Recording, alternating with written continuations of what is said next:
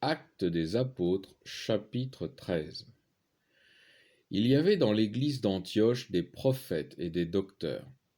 Barnabé, Siméon appelé Nigé, Lucius le Cyrénéen, Manaen, frère de lait d'Hérode le tétrarque, et Saul. Comme ils vaquaient au service du Seigneur et qu'ils jeûnaient, l'Esprit Saint dit: Mettez-moi à part Barnabé et Saul pour l'œuvre à laquelle je les ai appelés. Alors, après avoir jeûné et prié, ils leur imposèrent les mains et les congédièrent. Eux donc, envoyés par le Saint-Esprit, descendirent à Séleucie, d'où ils firent voile vers Chypre. Arrivés à Salamine, ils annoncèrent la parole de Dieu dans les synagogues des Juifs. Ils avaient aussi Jean comme auxiliaire. Ayant traversé toute l'île jusqu'à Paphos, ils trouvèrent un individu, magicien, faux prophète juif nommé Bar-Jésus, qui était auprès du consul Sergius Paulus, homme avisé.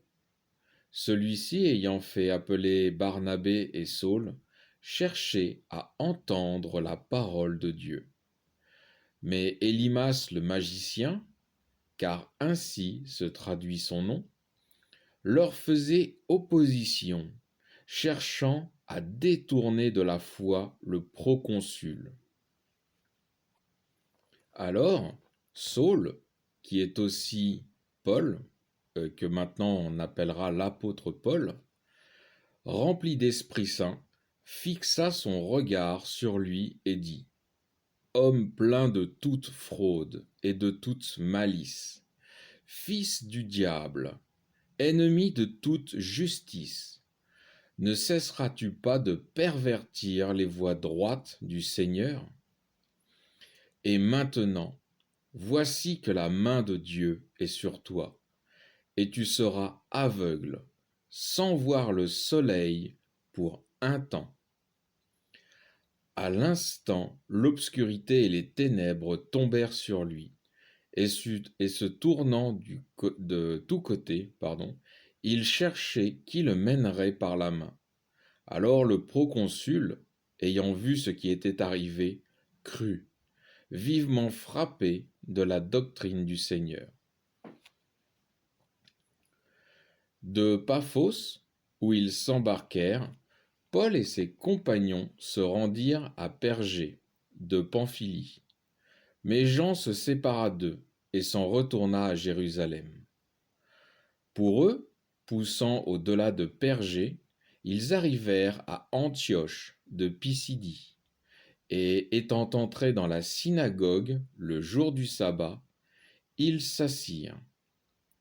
Or, après la lecture de la loi et des prophètes, les chefs de synagogue leur envoyèrent dire: Frères, si vous avez quelques paroles d'exhortation pour le peuple, parlez.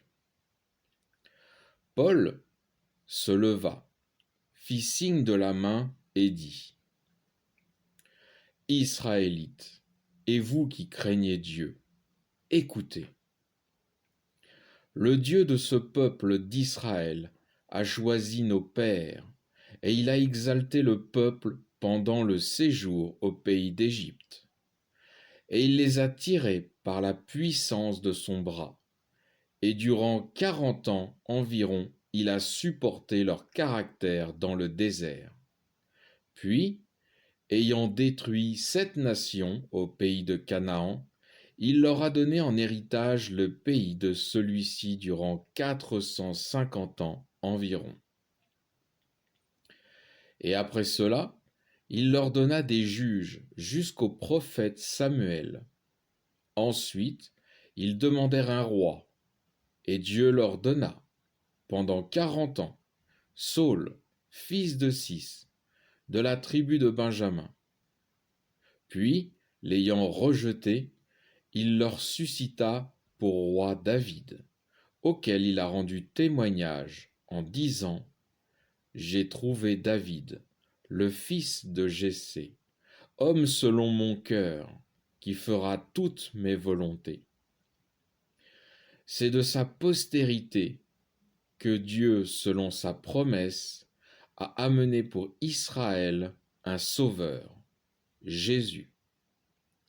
Avant sa venue, Jean avait prêché un baptême de pénitence à tout le peuple d'Israël. Et comme Jean arrivait au terme de sa course, il disait : « Je ne suis pas ce que vous pensez que je suis. Mais voici qu'après moi vient celui dont je ne suis pas digne de délier la sandale de ses pieds. » Frères, fils de la race d'Abraham, ou de la descendance charnelle par le sang, on pourrait dire d'Abraham. Je reprends verset 26. Frères, fils de la race d'Abraham, et ceux d'entre vous qui craignez Dieu, c'est à nous que cette parole de salut a été envoyée. Car les habitants de Jérusalem et leurs chefs, ayant méconnu Jésus, ainsi que les paroles des prophètes qui se lisent chaque sabbat, ont accompli celle-ci en le condamnant. Alors, quand Paul dit méconnu, ça veut dire que les chefs juifs n'ont pas voulu reconnaître, c'est une volonté, reconnaître le Christ Jésus comme étant celui envoyé par Dieu. Je continue verset 28. Et n'ayant trouvé aucune cause de mort, ils ont demandé à Pilate de le faire périr. Et quand ils eurent accompli tout ce qui est écrit de lui, ils le descendirent du bois et le déposèrent dans un sépulcre.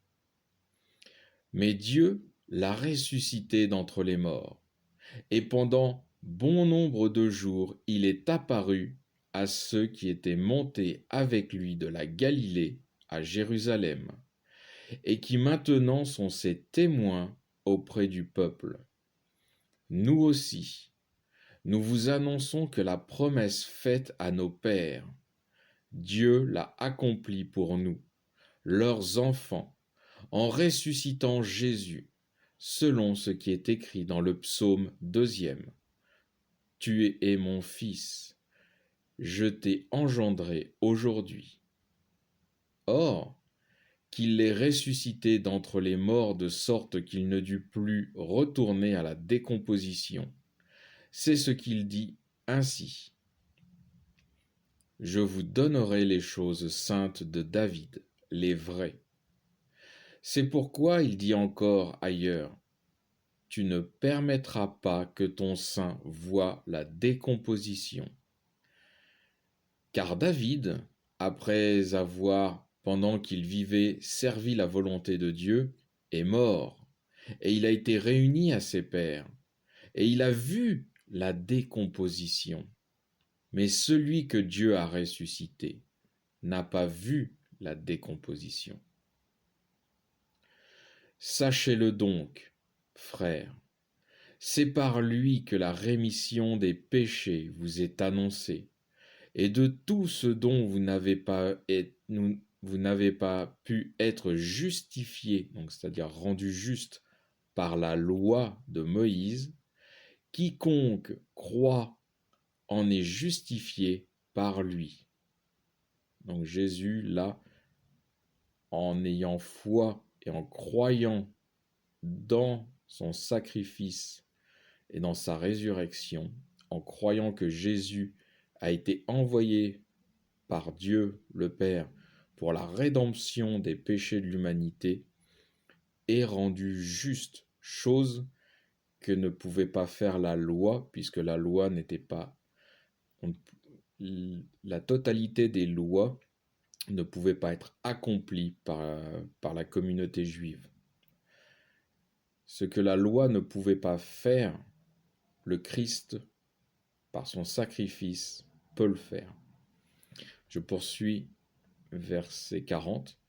Prenez donc garde qu'il ne vous arrive ce qui est dit dans les prophètes.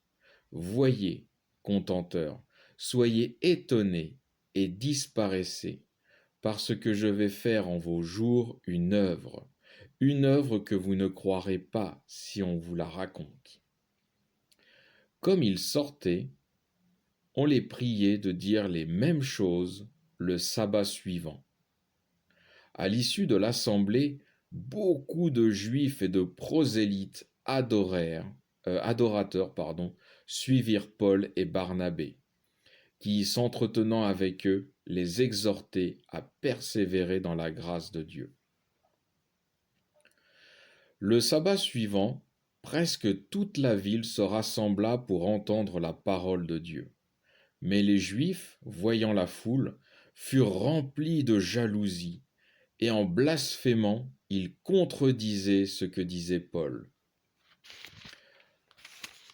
Pleins d'assurance, Paul et Barnabé dirent : « C'est à vous qu'il fallait que la parole de Dieu fût annoncée d'abord. Puisque vous la repoussez et que vous ne vous jugez pas digne vous-même de la vie éternelle, voici que nous nous tournons vers les gentils, c'est-à-dire vers les païens. Car le Seigneur nous l'a ainsi ordonné. Je t'ai établi pour être la lumière des nations, afin que tu sois pour le salut jusqu'aux extrémités de la terre. » En entendant cela, les gentils ou les païens, se réjouissaient et ils glorifiaient la parole du Seigneur. Et tous ceux-là crurent qui étaient destinés à la vie éternelle. Et la parole du Seigneur se répandait par toute la contrée. Mais les Juifs excitèrent les femmes adoratrices de rang élevé et les principaux de la ville. Ils poussèrent à la persécution contre Paul et Barnabé, et ils les chassèrent de leur territoire. Ceux-ci, donc Paul et Barnabé, ayant secoué contre eux la poussière de leurs pieds, allèrent à Iconium. Quant aux disciples, ils étaient remplis de joie et d'Esprit Saint.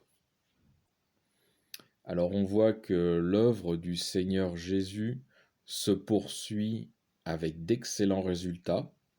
Beaucoup de Juifs et de païens se convertissent au Seigneur Jésus.